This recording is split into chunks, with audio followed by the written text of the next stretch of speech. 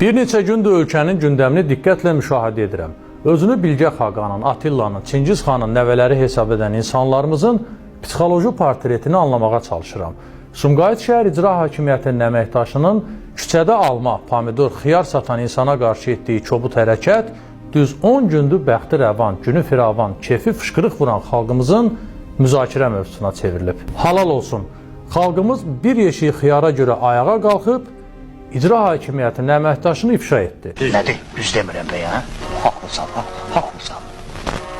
Düzdür, doğrudur. Hələ bu harasıdır? Ardınca Azərbaycan Milli Elmlər Akademiyasının prezidenti akademik İsa Həbibbəylinin yağışlı havada başına çətir tutan əməkdaşını da rüsva elədilər. Bütün yaltaqlar yığışıb sosial şəbəkələrdə, saytlarda yazdılar, pozdular və nəticədə çətir tutan başqa bir yaltaq işdən azad olundu. Bəli. İsmailov Mahmudov çağırır, özü də təcili. İsmailov Mahmudov çağırır, özü də təcili. İsmailov Mahmudov çağırır, özü də təcili. İsmailov Mahmudov çağırır, özü də təcili. İsmailov Mahmudov çağırır, özü də təcili. İsmailov Mahmudov çağırır, özü də təcili. Bir tərəfdən də xalq artisti Röya çomağını diriyib şöhrət ordeni almaq istəyində olduğunu bildirir. Və mən indi həqiqətən də inandım ki, tarixdə bizim böyük imperiyalarımız olub. Rəhmətli Bilgə Xaqan nə qədər külünç vurub əziyyət çəkib ki, biz də bu qədər müqtədir ola bilmişik. Ayda 19.500 manat maaş alan Aynanın, yəni Azərbaycan Yerüstü Nəqliyyat Agentliyinin sədri Anar Rızayevin pak əməllərinə and içirəm ki, bizə müğənni rəqsanə ilə TikTokdan jurnalistikaya tullanan hansısa jurnalistin dava dalaşı, dedikodusu, qarğışları daha çox maraqlıdır. Babası Çingiz xan, nənəsi Sara xatun olanın Miri Yusif, Tünzalə Ağayeva kimi xalq artisti olmaz.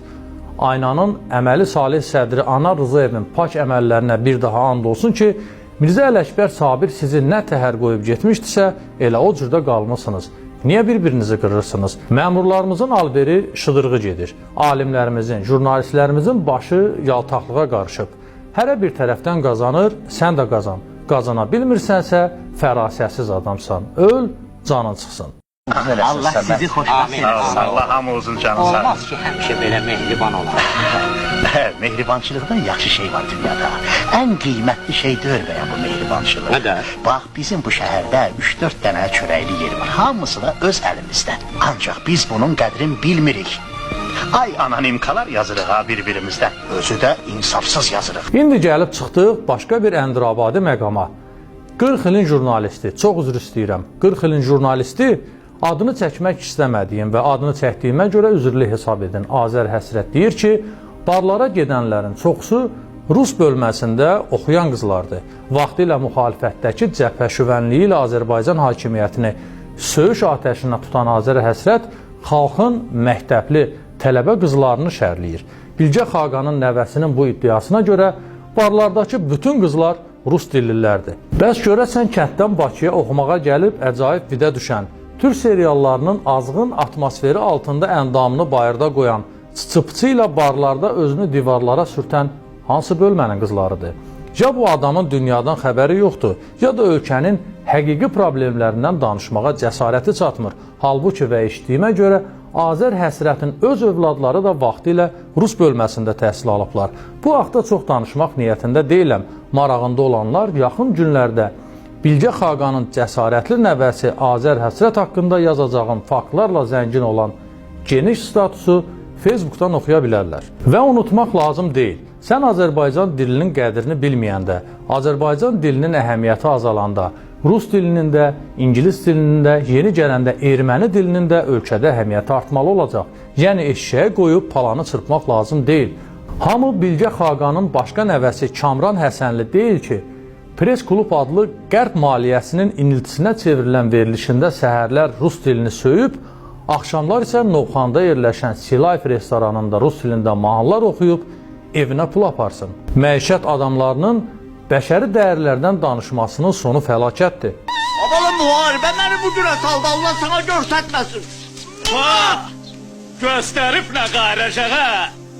Mənim babam qaçaq Kərəmin Mehdər olub, biz kasıb, zəhmətkeş, optimist nəslin nümayəndələriyik. Ben şehirlerde bu ağaçlar. Dəkin ağaca kərdə Ay, ama sürəşimizi. özümüz neymişiz ha?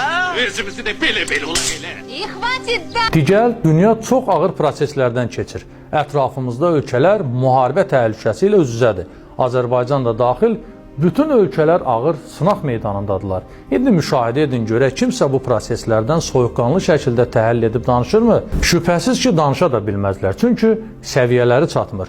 Amerika Birləşmiş Ştatları İran müharibəsi olarsa, bunun regiona, ölkəmizə nə kimi təsirləri ola bilər? Bunları təhlil edən varmı? Ölkənin özünə politoloq, jurnalist deyən yaşlı başlı adamları ağızlarına nə gəldi danışırlar. Bir qism adam yəhudilərə yaltaqlanmaq üçün Xameneyini söyür. Başqa bir qism NATO-nun, ABŞ-ın könüllü agentləri isə Putini. Heç kəs Azərbaycanı düşünmür. Ölkənin ideoloji cəbhəsinin əsgərləri bu cür təlxəylərdilərsə, vay halımıza. Ən yaxşısı gedib xoşbəxtliyə qafiyə axtarın. Xoşbaxtlıqdan.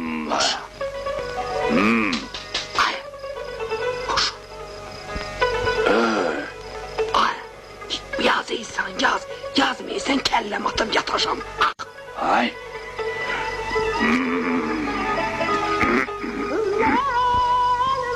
Yazacağım.